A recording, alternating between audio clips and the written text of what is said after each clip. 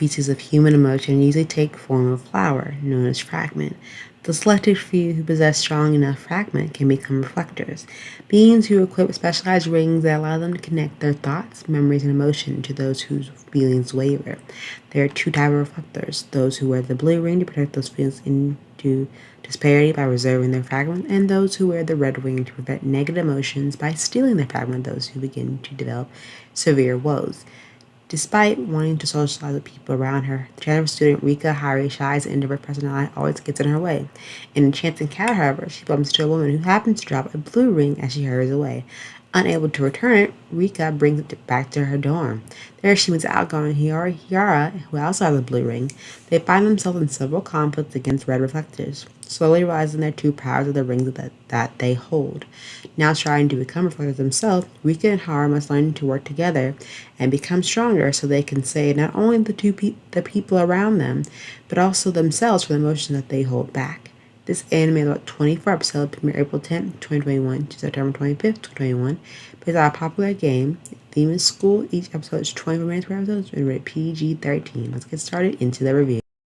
What I realized about Blue Reflector, it does give similar vibes of a popular, I think, franchise that we all know and love, Kingdom Hearts, because you have how these two similarities that I got from it is because these protagonists both, use their emotions to fight alongside the enemies, and they have a grand collective of guarding these people's whose emotions are taken from them, like Kingdom Hearts, and you have both a light and a dark side. You have the blue reflectors represent light, and you have the red reflectors that represent dark. With that being said, I think overall the powerful character development that this series has, it does have a feel of like the dark Mojin Shojin series, like the Dark Magic Girls.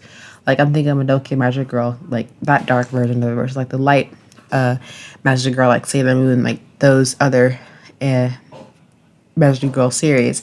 I think overall what really like stands apart from this one, when you have the main characters Ruki and Hora fight to protect the other girls from a group of red reflectors that try to steal their fragments. And I think, when when their emotions are basically taken from them, they're basically like a shell of their former self, almost like in a zombie-like state until they later fall into a coma, where it's very difficult to wake them up. Now, where this story does take some wild turns with it without trying to give too much away, it ends up differently than where it starts. And I know that can be trivial, and what I mean by that is like this anime is never boring. Occasionally you'll get not really lost in the pacing, but you just need to be careful and just don't make sure you don't miss anything and just basically don't blink, because the tone of it and the story pacing of it does give key hints and details of where the story is going. You think you know the truth of the villain until you actually like step up and actually watch it, and then you realize that you thought how one villain wasn't actually a true villain at all. There's a true major villain, like how it kind of works. And also, the big elephant in the room is the character design. Not saying the character design was bad. It is based off from the original source, which is the video game. But what I think is when you're learning more about the red reflectors and their backgrounds and what their motivation to do it, some of these red reflectors, some of their backgrounds are very dark and very trauma-inducing because some have very, really rough life. Now, with that being said, it does balance off with the blue reflectors who might have seemed to have more easygoing life when we are first introduced to them.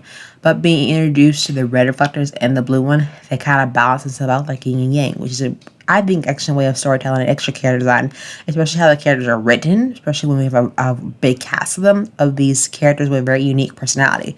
I feel like Rukia's character progression is very well done. She goes from a shy introvert girl with no friends, and she becomes more a narrative focal point. She's the more crucial voice of reason, and I think the overall motivator of the group. Then you have Hero, the over eccentric, like hyper energetic girl. She's most memorable, and she's that character that kind of helps bring the energy to the group. And then you have other side characters who are very more complex. They each have their own role that they play, and no one's really left out of the dust. And I think with that being said, this anime tackles so many things in this series, and from it being from a video game standpoint, I think they tackled it very well with what they were given, especially in 24 episode span. But definitely check out Blue Reflectors if you haven't already, and let me know what you think, and comment down below what anime you want me to review next. But until next time, see you real soon for another anime review. But until then, bye!